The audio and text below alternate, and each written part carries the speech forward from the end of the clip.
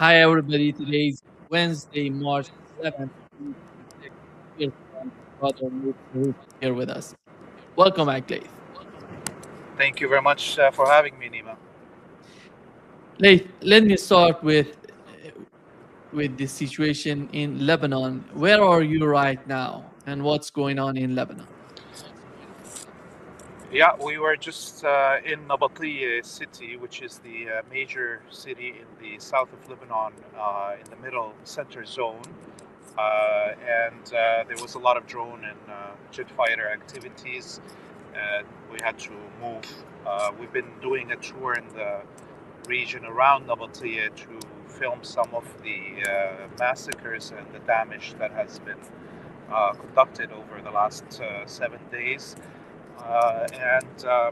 Nabatea city was beginning to rebuild during the quote-unquote ceasefire, and now it's suffered a lot of attacks. We went to one of the villages around Nabatea, where there was a massacre of a family in their home. A lot of the families in the south of Lebanon, a lot of them left, but there is shortages in shelters around the country or places to rent.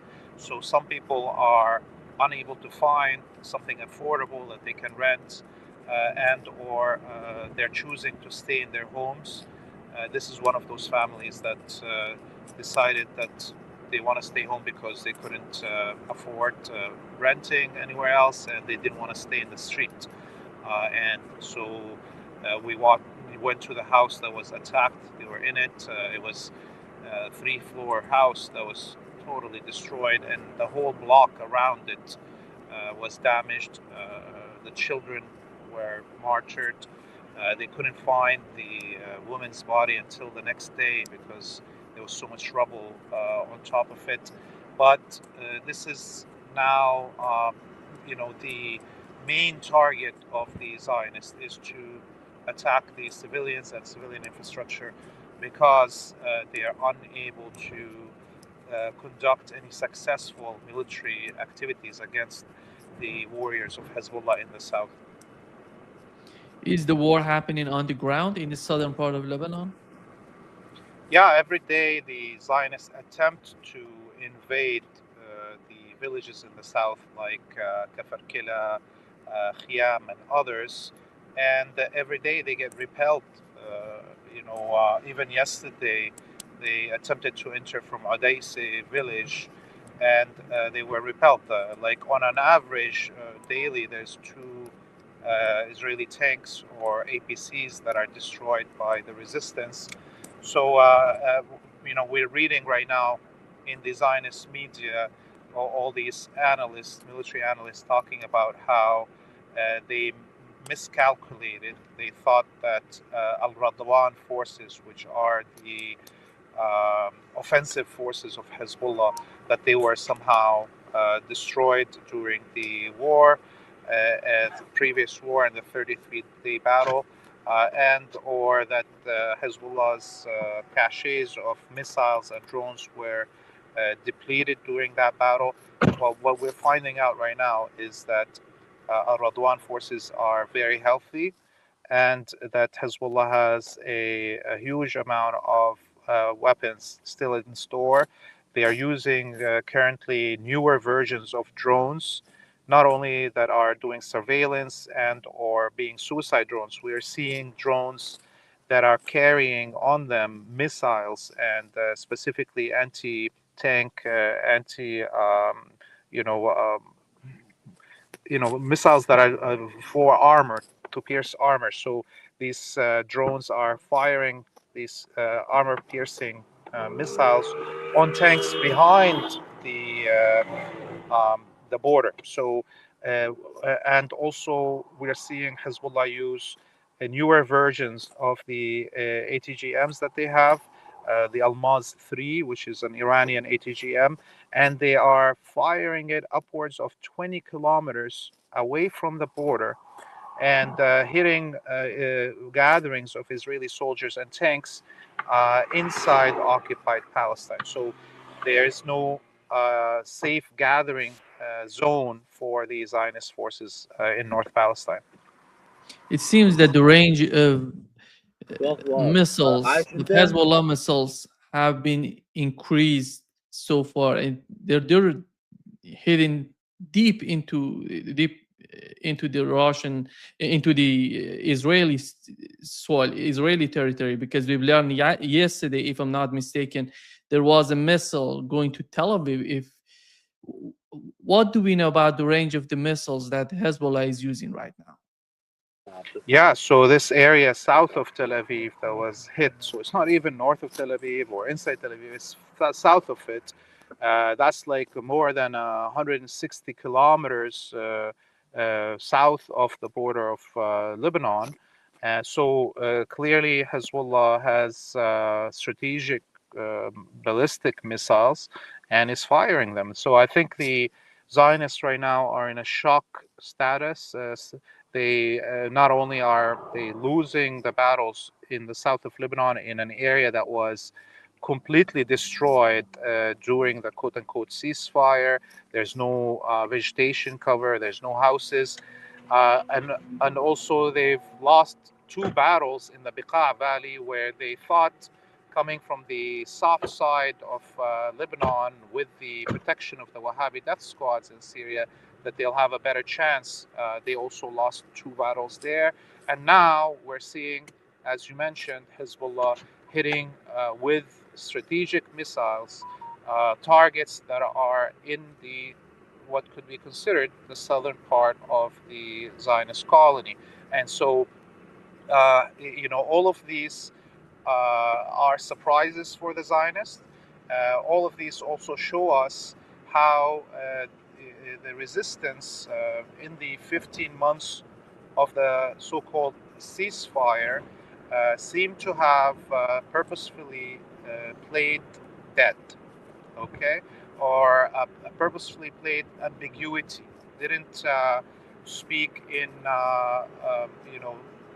loud voice or threaten or boast about its capabilities, and let the Zionists and their collaborators inside Lebanon and in the region think that they have been weakened significantly. And lo and behold, the battle starts and Hezbollah rises like a phoenix. What is the understanding on the part of Hezbollah about the air defense systems in Israel, and how is that working, and how it was working, and what is the current situation with the air defense system of Israel? Yeah, one of the targets, I think it is the target that was hit in south of Tel Aviv, is what you call a C3 location, meaning it's a command, control, and communication hub. And Hezbollah has hit three of those across occupied Palestine. And this means that, these are the nodes of communication and command of the Zionist military. So when you hit these, add to it what Iran has destroyed in terms of radars and air defenses, it becomes much easier for Hezbollah to not only target air defenses and radars and bases, but to also make it hard for the Zionists to communicate with their forces on the field as these waves of missiles and drones start being fired. If the frontline Zionist troops do not have warnings from their radars and or from their command centers telling them to go into the bunkers or prepare for some coming attack, then there's higher casualty numbers. And this is what we are seeing. Yesterday, also, the main Zionist colonies in the north of Palestine, like Kiryat Shmona and Metula, came under heavy missile bombardment, and there was no sirens that blared. Therefore, you can understand how degraded the early warning capabilities of the Zionists are at this moment. Laith, this northern part of Israel, which we had the settlement. Then during the war they had with Hezbollah, they moved to the to the central part of Israel. Are there any people there in the northern part of Israel? Because it seems that the focus of Hezbollah right now is the northern part of Israel. Is that the case?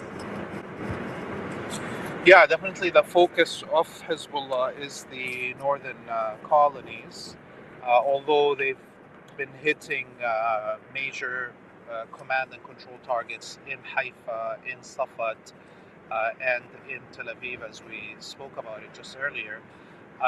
You know, during the ceasefire, only around 20% of the Zionist colonists went back to the frontline villages with Lebanon.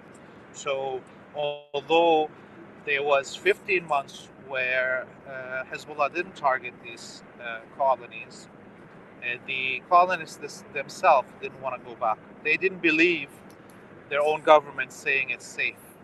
And right now, to see those missiles falling on these colonies, we saw a kind of exodus of these colonists, the ones that are left in these colonies, to the south of Palestine. And I watched an interview with the mayor of Kiryat Shmona, and he was, cursing the Israeli government and the Israeli military, who keep on telling the colonists in the north that you're safe, that we're protecting you.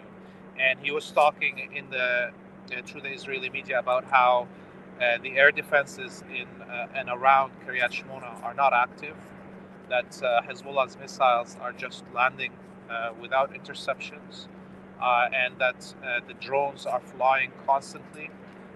He himself, as the mayor of Kiryat Shmona, left, and he's down in the Tel Aviv region. So if the administrators, the government officials in these colonies have left, and there's no services, there's no food or being delivered to them and so forth, it's clear that the vast majority of colonists in these frontline villages have left.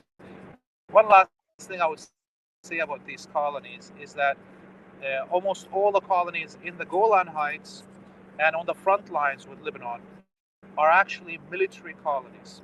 What does that mean? That means that those that inhabit those colonies are members of the armed forces of Israel and their families, because regular colonists do not want to risk this. So what the Zionist government does is that it offers free housing, builds these homes, builds these buildings, free housing to the military and their families, and therefore you can understand that given that these are soldiers and their families, and they know the capabilities of their own army, and they know the lies that the official spokesmen of the army are given, they are the first to extract their families from the region when trouble hits.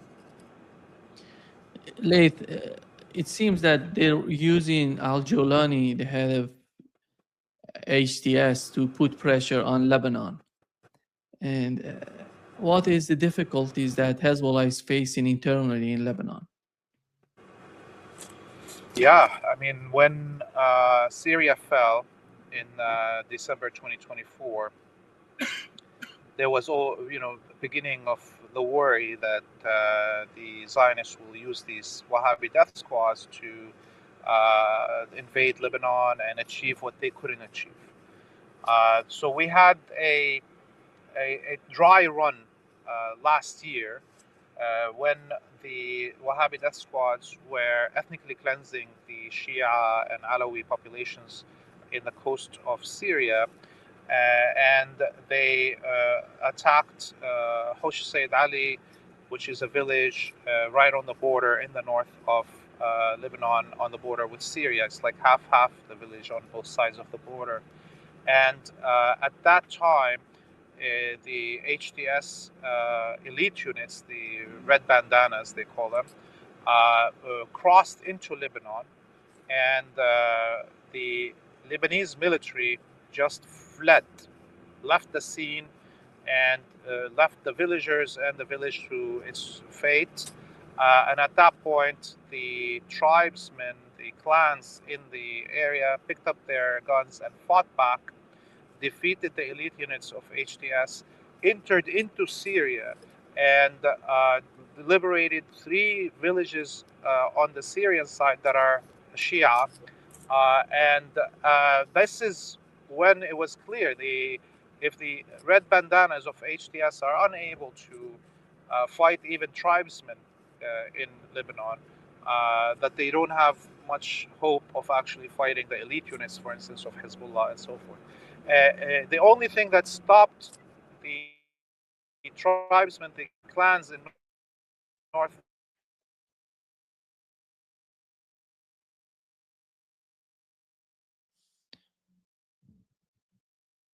Yeah.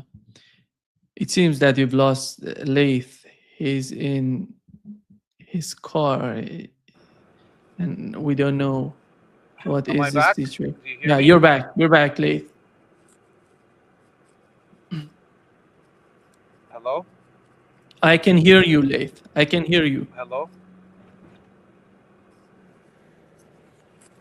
You're back, Laith. Hello?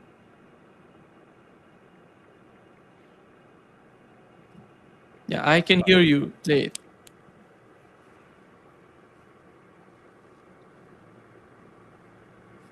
You're back.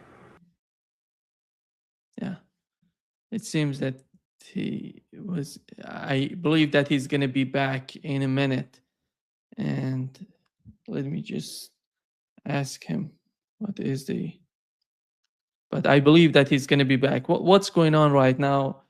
I believe that the two fronts, one from Iran and the other one from Lebanon, both of them are attacking Israel because they know the fragility of the air defense systems in Israel. And that's why they're trying to do their best. And Hezbollah, so far, from what I've heard, from the from the news and from other sources, that Hezbollah sees no difficulties in attacking Israel and hitting the targets wherever they want and whenever they want to attack, because Israel is so much focused right now on the attacks on Iran, and that front is much more important for them. But the situation in the Middle East is changing drastically, and Lebanon is part of that. Lebanon has been part of that and will be part of what's going on in the Middle East. Many people would see as a defeat for the axis of resistance. I've been arguing that the axis of resistance was not defeated and they were getting stronger, in my opinion. It doesn't matter how long does it take for the Trump administration or Netanyahu to understand what they did to Hezbollah, what they did to the axis of resistance is making them stronger, is not weakening them. And those people who were in charge in Lebanon, they were more, they were willing to negotiate, to talk with the West. But that's not happening right now. Laith is back. Yeah, I'm really Yeah. sorry that the connection is not that great, but I was saying, talking about HTS possibility of attacks on Lebanon. So, the only thing that stopped the complete defeat of HTS in the north of Lebanon, وقطعت fuck me. What? يا أخي اطلع على البحر الله يخليك، يمكن لأنه هنا زحمة العالم كلها على الإنترنت. Laith, can you hear me?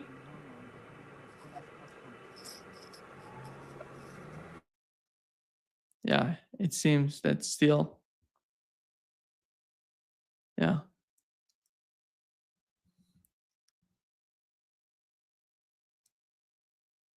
Laith. Yeah, it seems that we've lost Laith again. And I was talking about how the attacks on right now in Iran, they have assassinated the supreme leader of Iran, Look at what has happened in the last 2 years. We had the assassination, all decapitation, all these, the head, as they call it, the head of snake, they call it in the West, in Israel. They assassinated all of them, and nothing has changed. I see Hezbollah growing stronger in Lebanon.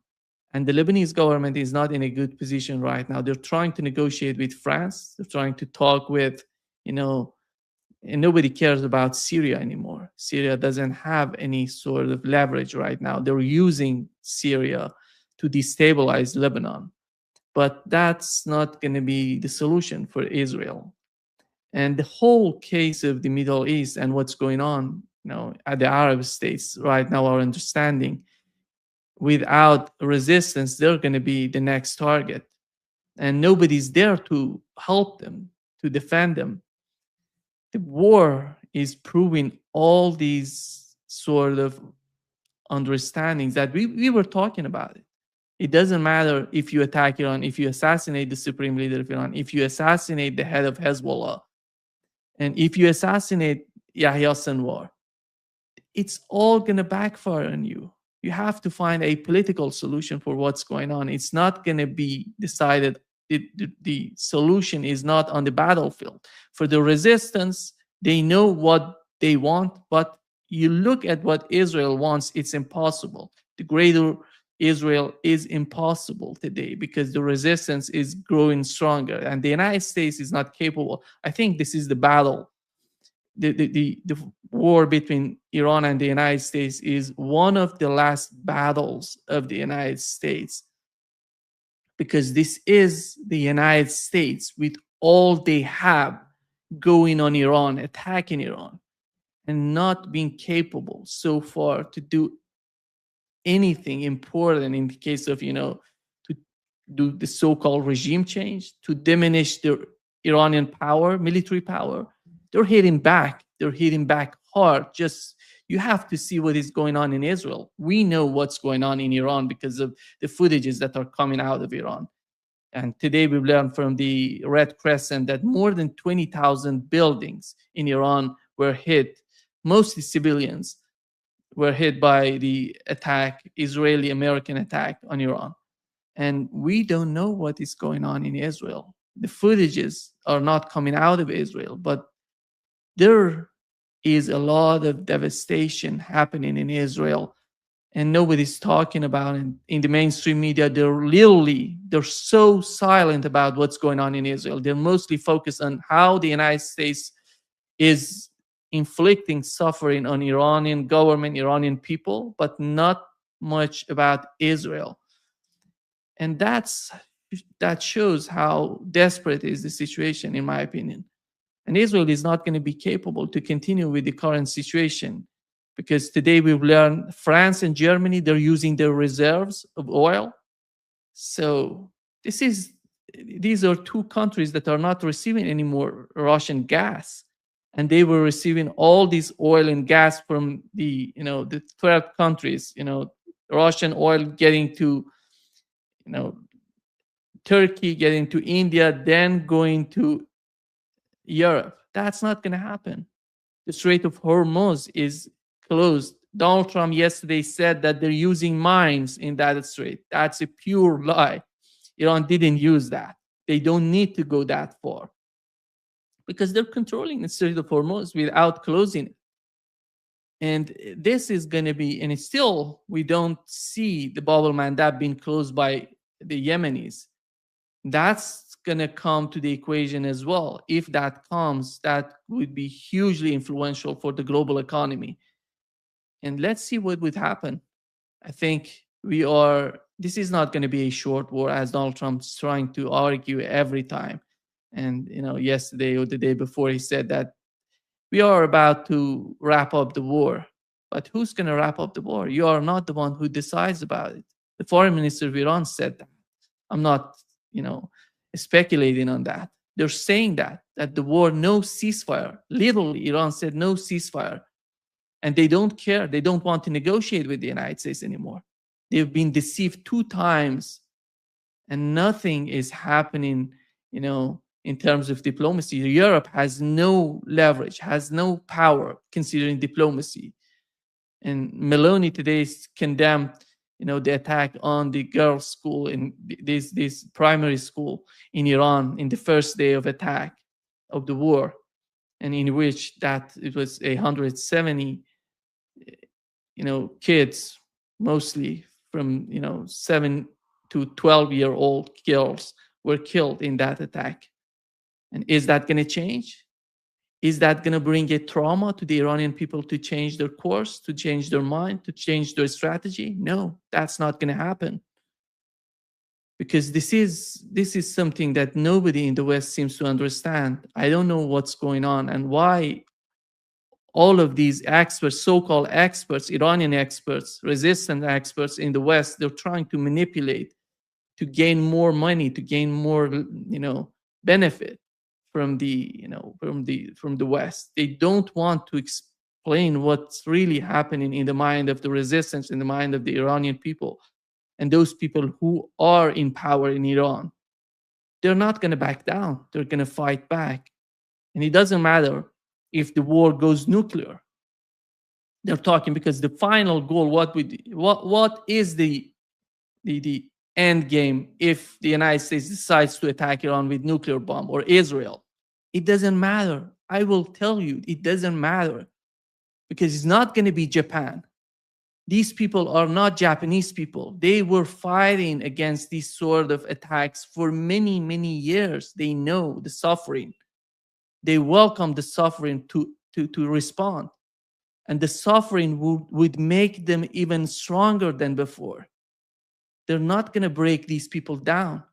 This is the total miscalculation, in my opinion, on the part of the West. I hope there is some sort of sanity in the West to understand what's going on with the whole. And the war with Iran, let's put it this way, is that you cannot bring a solution to the war, to the conflict between Iran and the United States without considering Palestine.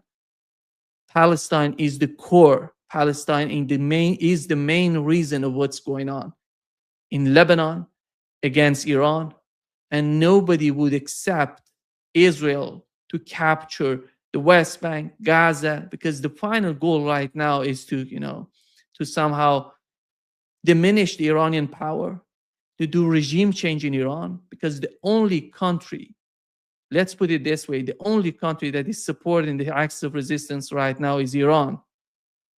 And they're trying to diminish the Iranian power. They're trying to do the regime change in Iran in order to break the back of the support that the resistance is receiving from Iran. That's not going to happen. And since Iran would be successful in its objectives, the objective is not defeating the United States, it's not resisting the attacks on the part of the United States, because the resistance is the key here. And let's see what would happen. And I don't see anybody in the region. I see everything changing against Israel, because the Persian Gulf Arab states, before this war happening against Iran, they thought that these bases, these beautiful, multi-billion bases, with beautiful radars, air defense system, would protect them from an attack from Iran. But the United States was using these air bases to attack Iran. And right now, Iran has just literally, look at the West Asia, look at the Arab states. They neutered all of these bases. If the United States decides to get back, they have to rebuild everything from scratch, because everything was destroyed. And they didn't do a single operation to help the Arab states in the Persian Gulf. They were hit right and left. In fact, Israel, in this whole mess that they were attacking Iran, they were trying to manipulate the situation in Qatar, in Saudi Arabia, in UAE, and even with the case of Azerbaijan. They were trying to manipulate the whole region to make them, to convince them to go against Iran. They couldn't do it so far. They failed in that. The Israeli government failed to achieve that. And I believe the public opinion in the Arab states are mostly against Israel, but the leadership is still totally support Israel because of the American pressure, because they thought that the United States would help them, would protect them. That's not the case anymore. They have to understand that the situation is totally changing. Let's see what would happen. And I think the future of Middle East is going to be totally different. And who's going to decide about it? It's going to be Iran. It's going to be Russia and China, more influential than the United States, because the Arabs don't trust the United States anymore. This is a huge shift, not in what they're talking about right now, but in what is happening in their mind every night that they're sleeping. They're thinking, what did we do this? Israel is attacking Doha, without anything, attacking Doha. Nobody's capable of, defending Qatar. And Qatar itself is not capable of defending itself. So let's see what would happen. I think we're not going to see Laith being back. Thank you so much for being with us today. I'm going to wrap up this session. I'm not going to, continue because I wanted to hear from Laith and what's going on in Lebanon. But unfortunately, we couldn't have him because many issues I wanted to talk with, which is important. The participation of Hezbollah as time goes by is getting more important and crucial. Thank you so much. I'm going to wrap it up and see you soon. I'm going to talk with Scott Ritter at 11 a.m. Eastern time, daylight saving time, as they call it, because the time has changed. They have the time change right now. It's going to be 11 a.m. Eastern time. See you soon.